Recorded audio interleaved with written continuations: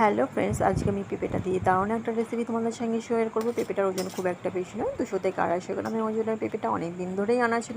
তো আমি সেই কারণে আজকে এই রেসিপিটা তোমাদের সঙ্গে শেয়ার করছি। পেঁপেটাকে আমি ধুয়ে ভালো করে কুচিয়ে নিয়েছি, সরু দাঁতের সাইডে দিয়ে কুচিয়েছি যাতে কুচানোটা একটু মিহি হয়। তো কড়াইতে আমি একটু ঘি দিয়ে দিয়েছি। তো ঘিটা যখন গরম হবে, সেই গরম ঘিয়ের মধ্যে আমি দুটো এলাচও দিয়ে দেবো। কারণ আমি এখানে চাইলে আমি দারচিনি ও লবঙ্গ ইউজ করা যেতে পারে, কিন্তু আমি সেটা দিইনি, কারণ এলাচের ফ্লেভারটাই আমার ভালো লাগে। সেই কারণে আমি এখানে এলাচটাই ইউজ করেছি, আর কিছু ইউজ করিনি।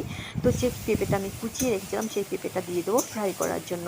তো এটা যখন হালকা ফ্রাই হয়ে যাবে, তো সেখানে আমি স্বাদ মধ্যে একটু নুনও দিয়ে দেবো ফ্রাই করার সঙ্গে সঙ্গে। তো এটা ফ্রাই করা হয়ে গেলে আমি জল দিয়ে দেবো এটা বয়েল করার জন্য।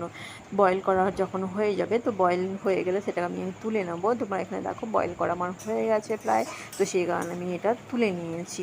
তো কড়াইতে আমি একটু দুধ দিয়ে দিয়েছি। বেশি দুধ আমি এখানে ইউজ করব না, কারণ আমি 250 গ্রাম দুধ দিয়ে অলরেডি খোয়া তৈরি করে রেখেছি, যেটা আমি এখানে ইউজ করব। সেই কারণে আমি এখানে বেশি দুধ ইউজ করব না। তো দুধের সঙ্গে সামান্য আমি জলও ইউজ করেছি, খুব বেশি জল নয়, সামান্য জল ইউজ করেছি।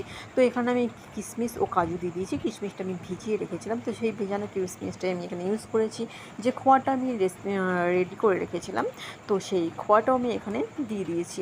তো এটাকে আমি আপাতত বয়েল করার জন্য ছেড়ে দেবো মিক্সড করে। যখনই এটা আমার মিক্সড হয়ে যাবে, বয়েল হয়ে যাবে, তো এখানে আমি স্বাদ মতো একটু চিনি দিয়ে দেবো। এখানে খুব একটা বেশি মিষ্টির প্রয়োজন পড়বে না, কারণ এখানে অনেকটা দুধ ইউজ করা হয়েছে, দুধের খোয়া ইউজ করা হয়েছে, পেঁপেটাও মিষ্টি, সেই কারণে খুব একটা বেশি মিষ্টির প্রয়োজন এখানে পড়বে না। তো আমি বয়েল করা যে পেঁপেটা রেখেছিলাম সেই পেঁপেটা আমি দিয়ে দিচ্ছি। সো এটা যখন ভালো করে ফুটে আসবে, যখন হয়ে যাবে, তোমরা এখানে দেখো ভালো করে মিক্সড করা হয়ে গেছে, এটা মানে রেডি হয়ে গেছে। তো আমি এটা তুলে নিয়েছি। আজকের রেসিপিটা তোমাদের কেমন লাগলো তোমরা অবশ্যই কমেন্ট করে জানিও।